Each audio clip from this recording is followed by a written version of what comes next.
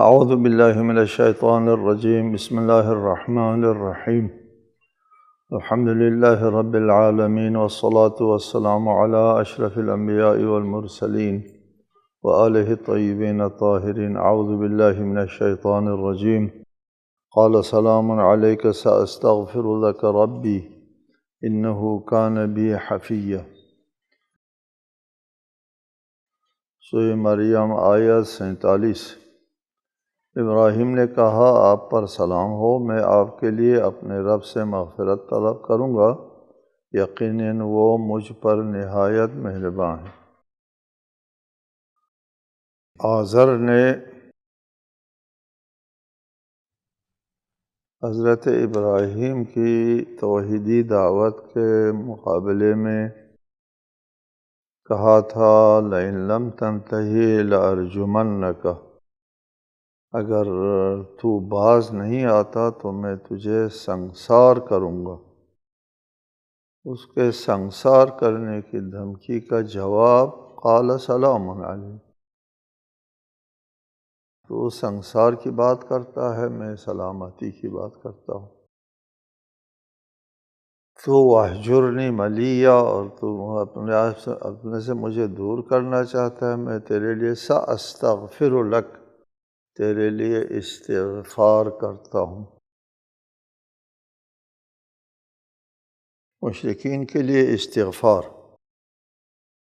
قرآن میں صریح آیت ہے کہ مشرکین کے لیے استغفار کی ممانعت نہ کرو۔ ما کان للنبی والذین آمنوا ان یستغفروا للمشرکین، نبی اور ایمان والوں کے لیے یہ حق نہیں پہنچتا کہ وہ مشرکین کے لیے مغفرت طلب کرے، وہ طلب مغفرت کے اہل نہیں ہے۔ ان اللہ لا یغفر ان یشرک بہ ویغفر ما دون ذلک لمن یشاء، فیصلہ ہے اللہ تعالیٰ کا اٹل فیصلہ ہے کہ مشرک کو خدا معاف نہیں کرے۔ ہر گناہ معاف ہو سکتا ہے سوائے شرک کے، شرک معاف نہیں ہو سکتا، لہٰذا استغفار نہ کرو۔ ایک جو نہ ہونے والی بات جو ہے وہ اس کو اللہ سے طلب نہیں کیا جائے۔ پھر یہ کیا ہے؟ ساستغفر لک، یہ مشرک نہیں ہے، یہ مشرکین کا سردار ہے اور بت کدے کا انچارج ہے، سب سے بڑا مشرک ہے۔ تو اس کے لیے حضرت ابراہیم فرماتے ہیں ساستغفر، میں تیرے لیے مغفرت طلب کروں گا۔ تو جو مشرک کے لیے، مشرک کے سرکردے کے لیے یہ کیسے درست ہوا؟ اس سلسلے میں قرآن مجید میں ایک آیت ہے،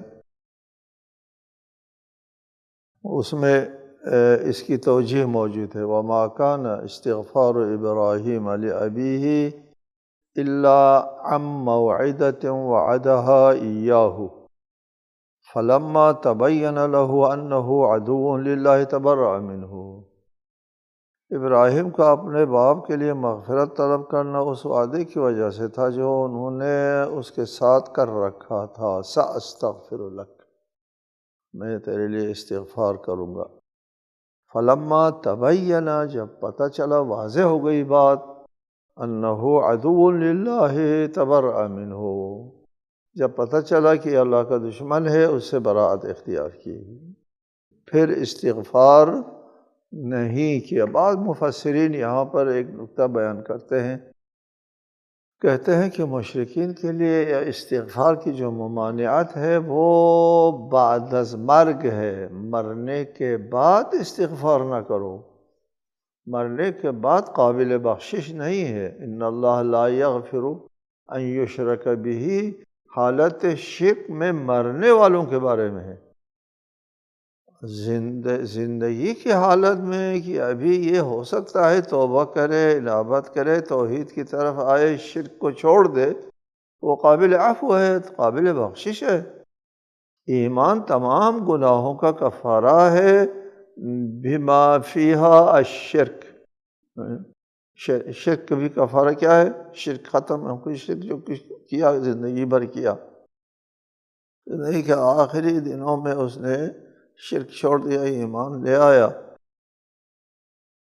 وہ کفارہ ہو گیا اور پھر مر گیا فوراً، صدق دل سے ایمان لے آیا، دوسرے لمحے مر گیا، ایک رکعت نماز بھی نہیں پڑھی، فرصت نہیں ملی نماز پڑھنے کے، عمل کرنے کے لیے، تمام گناہوں کا کفارہ ایمان کی وجہ سے ہو گیا، وہ قابل بخشش ہے، وہ ایسا نہیں ہے لا یغفر ان یشرک بہ، نہیں، اس میں شامل نہیں ہے زندہ آدمی، یہ ممکن ہے کہ اس کی مغفرت ہو جائے، کیسے؟ ایمان لا کر، ایمان قبول کر کے، اس شرک کا کفارہ واحد کفارہ ایمان، اور کوئی کفارہ نہیں، ایمان لے آ کر شرک کو چھوڑ کر وہ اپنے آپ کو قابل عفو و بخشش بنا سکتا ہے، یہ مرنے کے بعد کے لیے ہے، جب مشرک شرک کی حالت میں مرتا ہے وہ قابل عفو نہیں ہے۔ اس آیت کا مطلب بھی یہی لیتے ہیں، فلما تبین، جب مر گیا آزر تو تبین، واضح ہو گیا، یہ حالت شرک میں مر گیا اور اب اس شرک سے نکلنے کا کوئی موقع نہیں رہا، یہ پھر تبرأ منہ، پھر برات کر دی، پھر تو وہ نہیں ہے، مرنے کے بعد، ٹھیک ہے۔ حضرت ابراہیم نے جو وعدہ کیا تھا اپنے باپ سے، یعنی باپ سے مراد چچا ہیں، پہلے بتایا آپ کو، اور قرآن نے کہا ہے کہ مشرکین کے لیے طلب مغفرت نہیں کرنا ہے، اور ہم نے بعض مفسرین کے حوالے سے آپ کو بتایا کہ یہ عدم مغفرت مرنے کی حالت شرک میں مرنے کی صورت میں ہے، ٹھیک ہے۔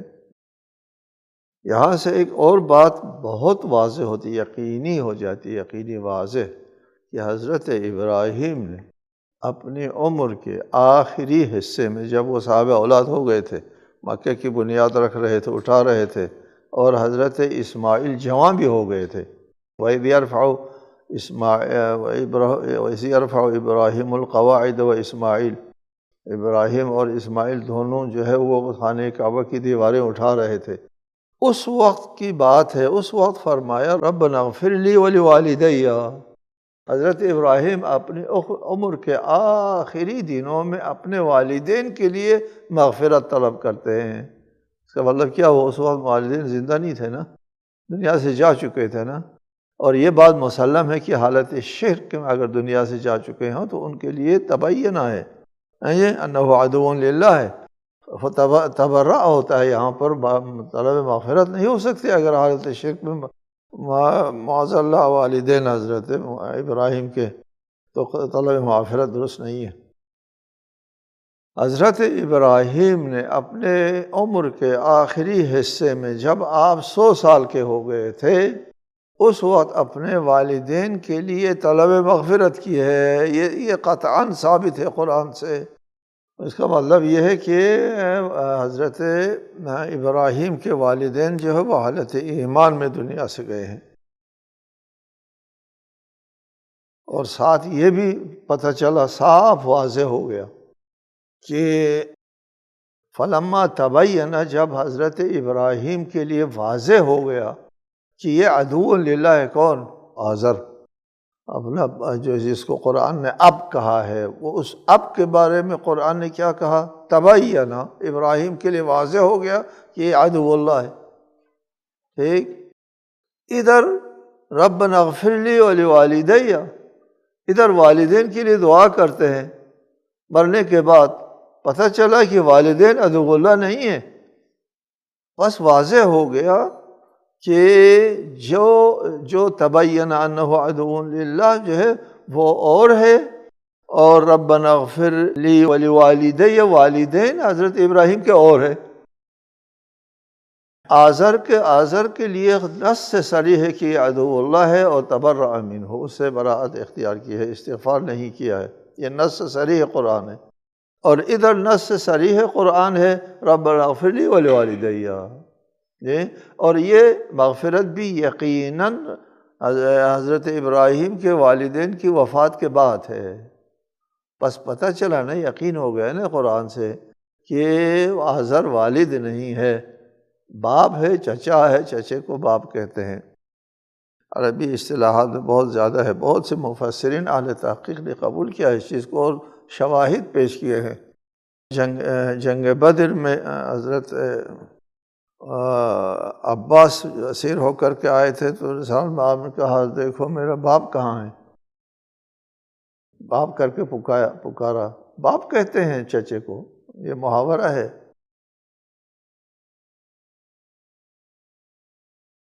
اس آیت سے پتہ چلا کہ وہ عدو للہ اور ہے، وَرَبَّنَا اغْفِرْ لِي وَلِوَالِدَيَّ اور ہے۔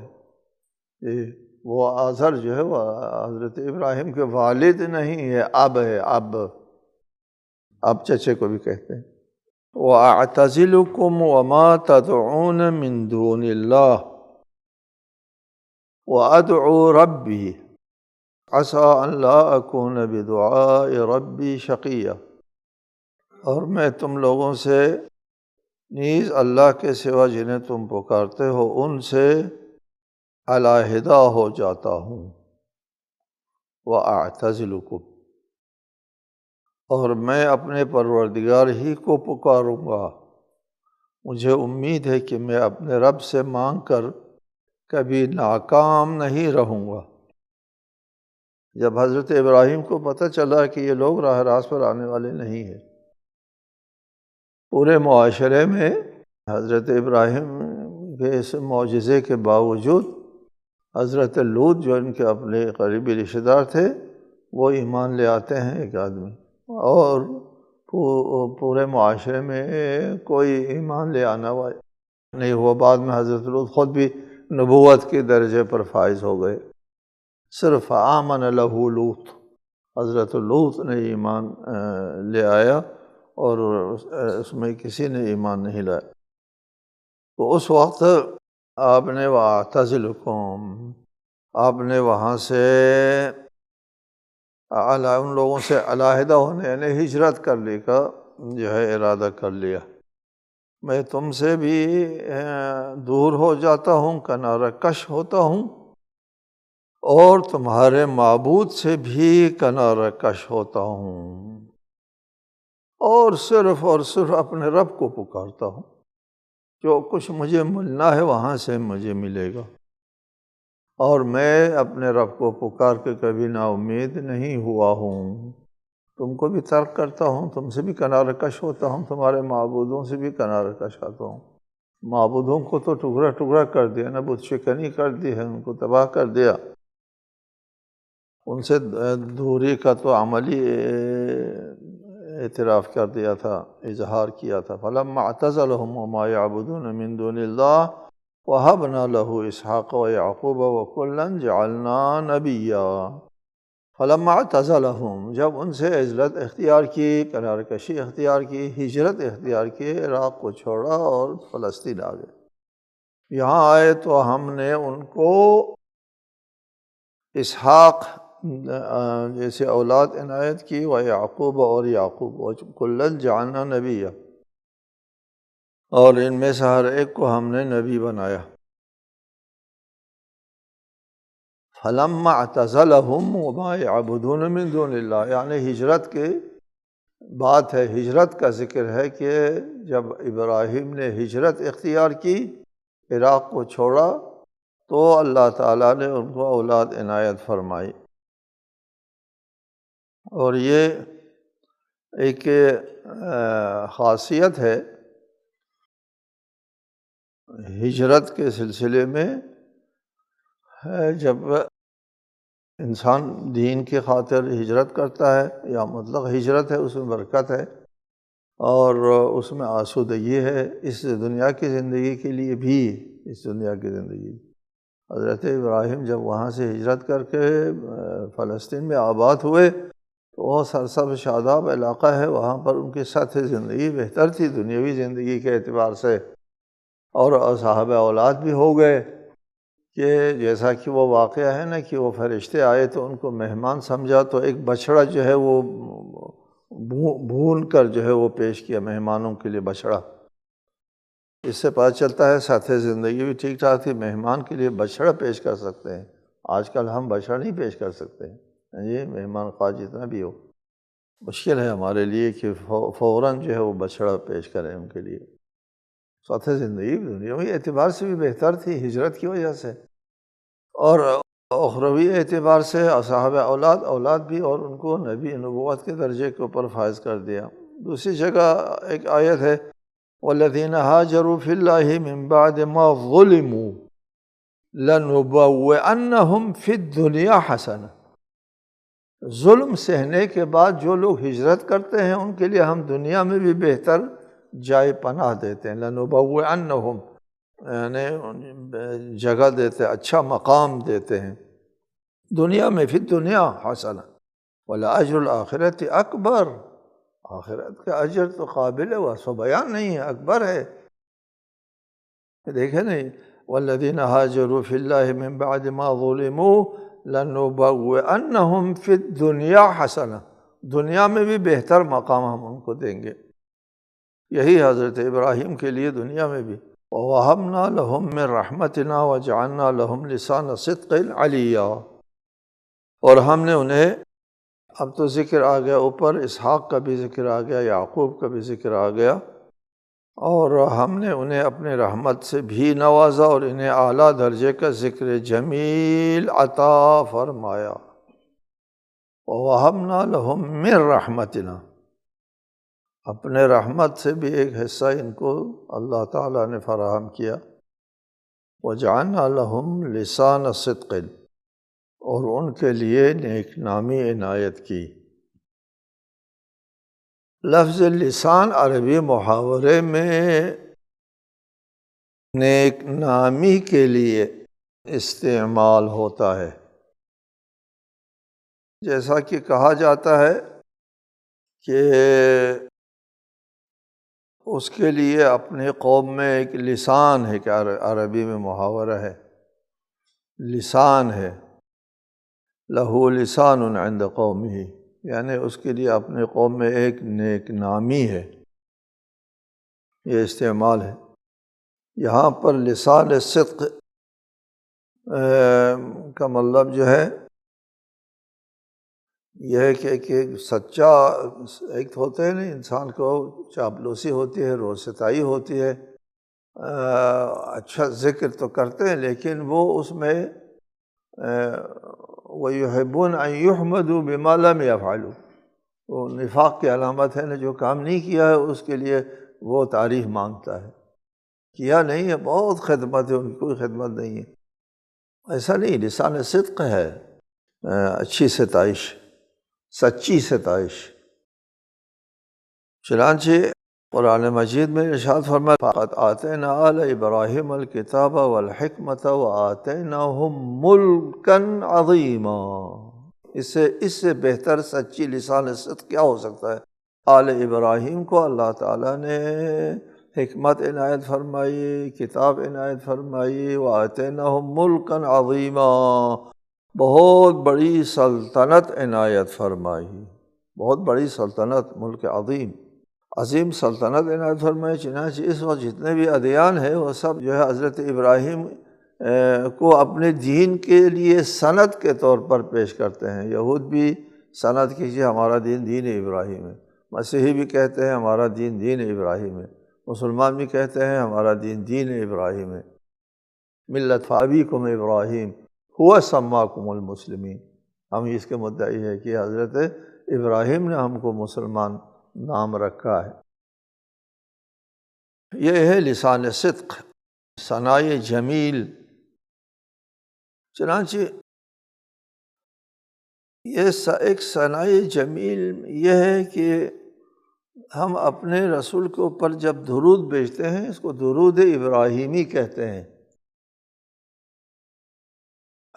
کئی طرق سے صحیح روایات ہیں، شیعہ سنی دونوں میں، شیعوں میں تو تواتر کے حد تک ہے، سنیوں میں بھی صحیح طرق سے تقریباً 5-6 طرق ہے، طرق سب صحیح ہے، یعنی 5-6 اسناد ہیں، تمام سندیں صحیح ہیں، اس میں یہ درود ابراہیم ہے، اللہم صلی علی محمد وعلی آل محمد کما صلیت علی ابراہیم وآل ابراہیم انک حمید مجید۔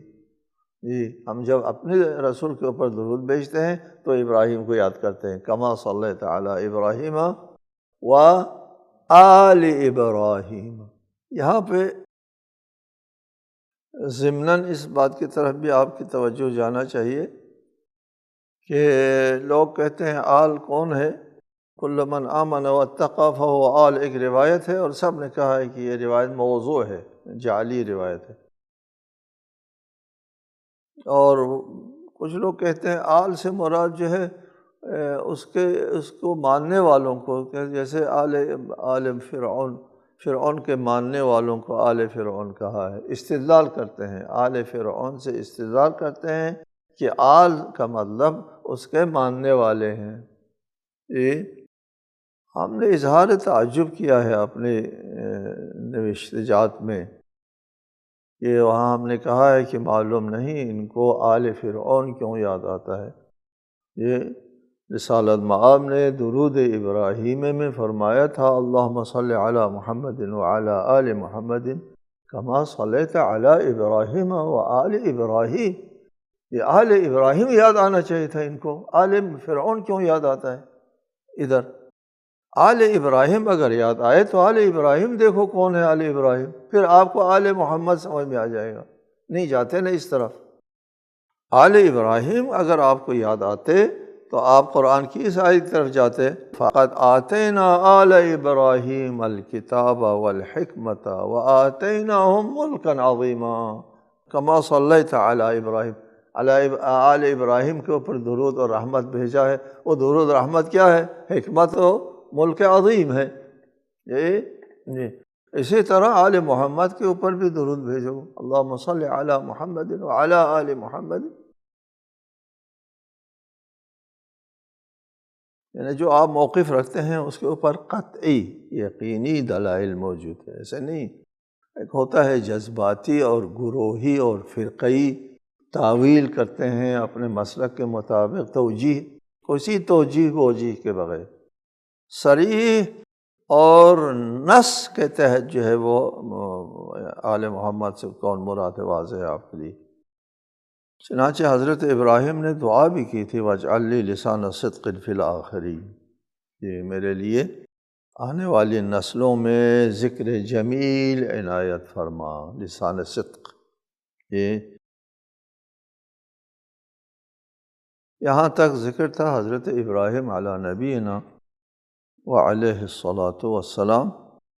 اس کے بعد ذکر آتا ہے وَاذْكُرْ فِي الْكِتَابِ مُوسَىٰ إِنَّهُ كَانَ مُخْلَصًا وَكَانَ رَسُولًا نَبِيًّا۔ اس کتاب میں یعنی اس قرآن میں موسیٰ کا بھی ذکر کیجیے، اس لیے کہ وہ برگزیدہ مخلص، یہ اخلاص شدہ، برگزیدہ، چنا ہوا، چھانا ہوا، اخلاص ایک ہوتا ہے نا مخلص اور ایک ہوتا ہے مخلص، یہ برگزیدہ ہے، منتخب شدہ ہے، رسول بھی ہے اور نبی بھی ہے۔ حضرت موسیٰ کو رسول کہا ہے اور نبی کہا، یہاں پر پہلے رسول کہا ہے بعد میں نبی کہا ہے، جبکہ ترتیب عملی تو پہلے نبی ہوتا ہے پھر رسول ہوتا ہے۔ ٹھیک ہے، یہاں سے ہم ایک موقع اختیار کرتے ہیں کہ قرآن میں جو ذکر ہے ترتیب، وہ ترتیب وقوع کے ساتھ مطابق ہونا ضروری نہیں ہے۔ ترتیب وجودی میں نبی پہلے پھر رسول بعد میں ہوتا ہے، اور لیکن ترتیب ذکری میں ایسا نہیں ہے۔ ان دونوں کا ترتیب وجودی اور ترتیب ذکری میں برابر ہونا ضروری نہیں ہے۔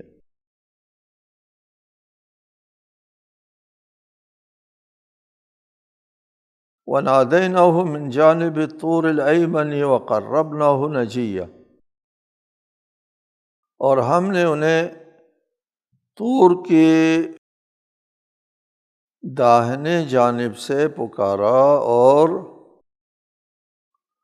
رازدار بنانے کے لیے انہیں قربت عطا کی، وقربناہ ہم نے ان کو قربت عطا کی، نجیہ رازدار بنانے کے لیے۔